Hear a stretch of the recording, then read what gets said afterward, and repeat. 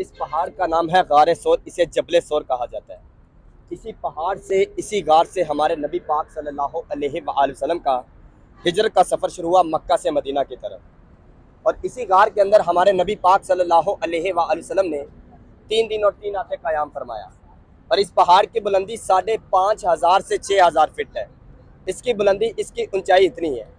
और इसी गार के अंदर हज़रत अस्मा बिनते हज़रत अबू बकर सदीक़ रज़ियल्लाहु अन्हा, जो अभी कम उम्र बच्ची थी, नबी पाक सल्लल्लाहु अलैहि वसल्लम को कुफारे मक्का से छुपते छुपाते इस गार के अंदर खाना पहुंचाया करती थी। तो जब नबी पाक सल्लल्लाहु, आपको इस पहाड़ के ऊपर सबसे ऊपर टॉप पर 2 पत्थर दिखाई देंगे। जब कोई बंदा इस पहाड़ के ऊपर चढ़ता है और साथ ही उन 2 पत्थरों के पास पहुंचता है, तो उन 2 पत्थरों के दरमियान में खाली जगह छोड़ी या खला छोड़ा हुआ है। तो वो बंदा उन खला में से गुजर कर नीचे उतरता है, तो साथ ही गार के अंदर वाला हिस्सा है जहाँ पर हमारे नबी पाक सल्लल्लाहु अलैहि वसल्लम ने उस गार के अंदर 3 दिन और 3 रातें क़याम फरमाया। तो जब हज़रत अबू बकर सदीक़ रज़ियल्लाहु अन्हु और नबी पाक सल्लल्लाहु अलैहि वसल्लम हिजरत के सफ़र के लिए रवाना हो रहे थे, तो रास्ते में चलते चलते नबी पाक सल्लल्लाहु अलैहि वसल्लम के पाँव मुबारक पर खून आ गया। तो हज़रत अबू बकर सदीक़ रज़ियल्लाहु अन्हु अर्ज़ करते कि या रसूलल्लाह सल्लल्लाहु अलैहि वसल्लम, आप कुछ देर आराम कीजिए।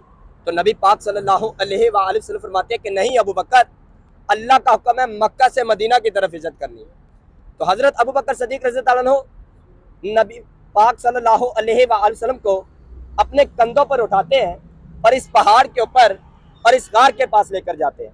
आशिक़े रसूल थे, ये आज से 1400 साल पहले की बात है। आज का नौजवान मुसलमान जब इस पहाड़ पर, इस गार के पास जाता है, तो थक हार कर चूर हो जाता है।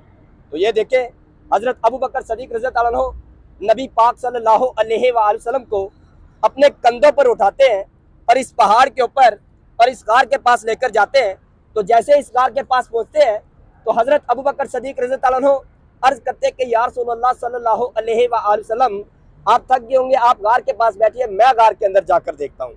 तो हज़रत अबू बकर सदीक़ रज़ियल्लाहु अन्हु गार के अंदर जाकर देखते हैं, तो गार के अंदर मट्टी ही मट्टी और सुराख ही सुराख है। तो हज़रत अबू बकर सदीक़ रज़ियल्लाहु अन्हु अपनी पगड़ी मुबारक उतारते हैं और उस गार की सफाई करना शुरू कर देते हैं। और उस गार के अंदर जो सुराख होते हैं, हज़रत अबू बकर सदीक़ रज़ियल्लाहु अन्हु अपनी पगड़ी के छोटे छोटे टुकड़े करते हैं और उन सुराखों में भर देते हैं।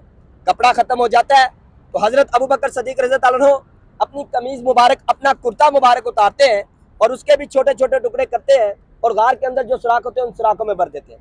तकरीबन सारे सुराख भर दिए जाते हैं, बस एक सुराख बाकी रह जाता है और हज़रत अबू बकर सदीक़ रज़ियल्लाहु अन्हु से कपड़ा भी ख़त्म हो जाता है। तो हज़रत अबू बकर सदीक़ रज़ियल्लाहु अन्हु नबी पाक सल्लल्लाहु अलैहि वसल्लम से अर्ज़ करते हैं कि या रसूलल्लाह सल्लल्लाहु अलैहि वसल्लम, आप गार के अंदर तशरीफ़ लाएँ।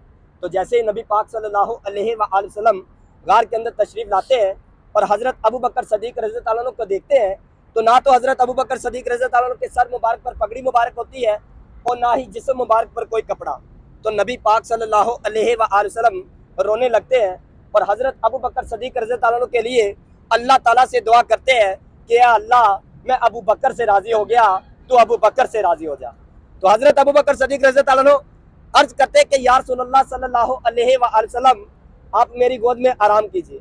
तो नबी पाक सल्लल्लाहु अलैहि वसल्लम हज़रत अबू बकर सदीक़ रज़ियल्लाहु अन्हु की गोद में आराम फरमाते हैं, तो रात ज़्यादा हो जाती है।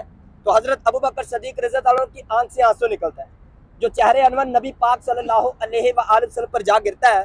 तो नबी पाक सल्लल्लाहु अलैहि वसल्लम नींद से बेदार हो जाते हैं और सोचते हैं कि अबू बकर सदीक़ अपने बीवी बच्चों को छोड़कर, अपने माँ बाप को छोड़कर, अपना मालो जान छोड़कर मेरे साथ हिजरत का सफ़र कर रहा है, इसलिए रो रहा है।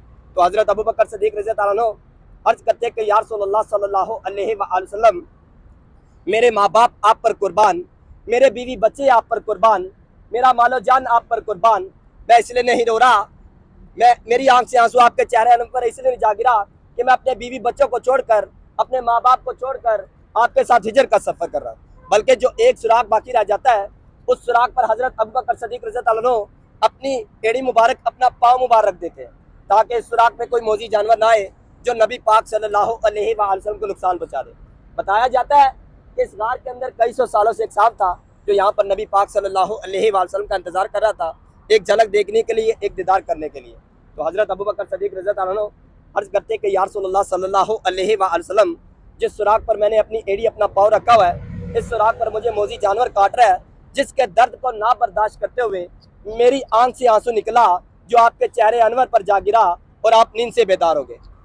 तो नबी पाक सल्लल्लाहु अलैहि वसल्लम ने हजरत अबू बकर सदीक रज़ी अल्लाह अन्हु की एड़ी को पांव मुबारक अपने दस्ते हाथ में लिया और मुंह से लवाबे धन निकाला और हजरत अबू बकर सदीक रज़ी अल्लाह अन्हु की एड़ी पर लगा दिया। तो हजरत अबू बकर सदीक रज़ी अल्लाह अन्हु फरमाते हैं कि मेरी एड़ी, मेरा पाँव ऐसे हो गया जैसे जिंदगी में इसमें कभी दर्द ना हुआ हो, कभी जख्म ही ना आया हो। ये हमारे नबी का मौजा था जो हजरत अबू बकर सदीक रज़ी अल्लाह अन्हु की एड़ी पर पाँव मुबारक पर हुआ। तो इसी तरह हमारे नबी के ऐसे बहुत से मौजात है जो हमारे लिए राह नजात, राह नसीहत है। तो हम अपने नबी की जितनी भी तारीफें करें उतनी ही कम है। हमारे अल्फाज खत्म हो जाएंगे मगर हमारे नबी की तारीफें नहीं। तो इंशाल्लाह बाकी की बात हम बस में करेंगे।